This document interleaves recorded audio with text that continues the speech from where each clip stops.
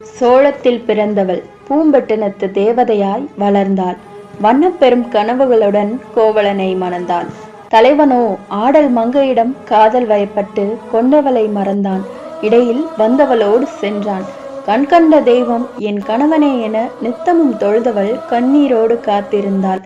காதல் கொண்ட வஞ்சியவள் கணவனவன் வரவுக்காக மாற்றாளிடம் ஆடிய ஆட்டமெல்லாம் ஓய்ந்து உண்மை உரைக்க மனதளவில் அடிபட்டான்.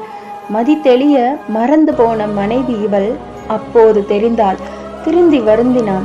தன்னவள் ஒருத்தி போதுமென்று கொண்ட செல்வம் அனைத்தையும் இழந்து உயிர் ஒன்றை மட்டும் கொண்டு வந்தான் அவளுக்காக, அவனுடைய பத்தினி தெய்வத்துக்காக. எத்தனை நாள் ஏக்கம், அத்தனை நாளும் யுகமாய் கழிந்ததல்லவா. அவளுற்ற அல்லல்கள் அனைத்தையும் சிறு வார்த்தைகளில் அடக்கி மொழிந்திட முடியுமா என்ன? விதியின் சதியால் சில காலம் பிரிந்திட்ட இணை பறவைகள் இரண்டும் இனி வாழ்வும் நல்லதொரு வாழ்வினை என மதுரை நோக்கி தன் பயணமதை மேற்கொண்டனர். அவள் அணிந்த கால் சிலம்பின் மூலம் துரத்தி கொண்டு வரும் விதியின் மற்றொரு ஆட்டத்தை அறியாமல்.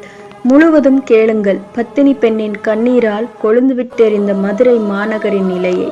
கணவனுடன் இனியதொரு வாழ்வினை இனி வாழப்போகிறோம் என்று நம்பிக்கொண்டு அவன் கரம் பிடித்து கனவுகள் சிறகடிக்க பாண்டிய தேசத்தில் பெண்ணவள் காலடி எடுத்து வைக்கிறாள்.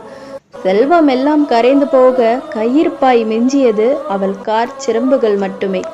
அதில் ஒன்றை மட்டும் கலட்டி கணவனிடம் கொடுக்கிறாள். இதை விற்று வாழ்வாதாரம் தேடிக்கொள்வோம் என்று. அவனும் வேறு வழியின்றி சிலம்பை வாங்கி கொண்டு பொற்கொள்ளனிடம் செல்கிறான். தன் மனைவி அவள் கால் சிலம்பை விற்று கொடுக்க சொல்லி. பொற்கொள்ளனோ கோவலன் கையில் சிலம்பை கண்டதும் பாண்டிய மன்னனிடம் இவன் பாண்டிமாதேவியின் சிலம்பை திருடிய கள்வன் என்று முறையிடுகிறான். உண்மையான கள்வனோ பொற்கொள்ளனே. பாண்டிமாதேவியின் ஒற்றைக்கால் சிலம்பை திருடி வைத்து கொண்டு கோவலனின் மேல் பொய்யாய் பழி சுமத்தினான். மன்னனும் பொற்கொள்ளன் சூழ்ச்சிதனை ஆராயாமல் கோவலனை சிரச்சேதம் செய்ய சொல்லி ஆணையிடுகிறார். உயிர் போகும் தருணத்தில் இறுதியாய் அவன் விழிமூடி மனம் நிறைந்து மனையாளின் தளர்ந்த முகம் தன்னை நினைத்து கண்ணீர் சிந்துகிறான். கனவுகளோடு என் கரம் பிடித்தாயே அம்மா, அன்றும் உன்னை நிர்கதியாக்கினேன், இனியும் உன்னை விட்டு செல்கிறேன் நிரந்தரமாய். நம்பி வந்த துணையாலை மறந்து துரோகம் இழைத்த எனக்கு இதுவே தண்டனை, மன்னித்து விடம்மா. கண்ணீர் சிந்துகிறான். கன நேரத்தில் அவையெல்லாம் இரத்த துளிகளாய் சிதறுகிறது. ஆம், கோவலன் தலை வெட்டப்படுகிறது, உயிர் பிரிகிறது.